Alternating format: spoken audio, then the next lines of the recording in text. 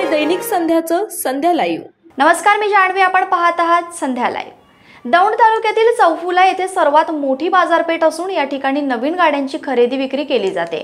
तसेच मनाच्या शांतीसाठी करमणूक व्हावी म्हणून या ठिकाणी मोठमोठी कला केंद्र देखील उभारली आहेत। दिवसाला लाखो रुपयांची उलाढाल या भागात होत असते।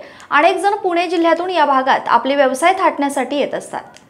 साहजिकच अवैध या व्यवसायामुळे ते कमी श्रमामध्ये व कमी पैशांमध्ये अधिक व्यवसाय कसा वाढेल यामुळे ते या व्यवसायात उतरले आहेत।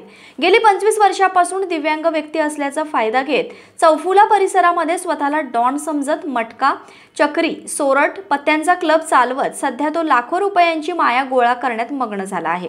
मोठ्या तोऱ्यामध्ये मी वरिष्ठ पोलीस अधिकाऱ्यांना सुमारे 5 लाख रुपये महिन्याप्रमाणे हप्ता देत असून माझं कुणीही वाकडं करू शकत नाही अशा गप्पा मारताना चौकामध्ये बिनधास्त रमलेला दिसतो। मी शरीराने दिव्यांग असल्याने मला साहेब काहीही म्हणत नाही।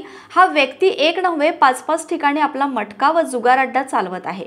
तालुक्यातील सर्वच दिव्यांग व्यक्तींना पोलीस प्रशासनाने दयेची भूमिका दाखवत अवैध धंदा म्हणजेच जुगार अड्ड्यांना परवानगी द्यावी अशी मागणी भविष्यात झाली नाही म्हणजे बरे।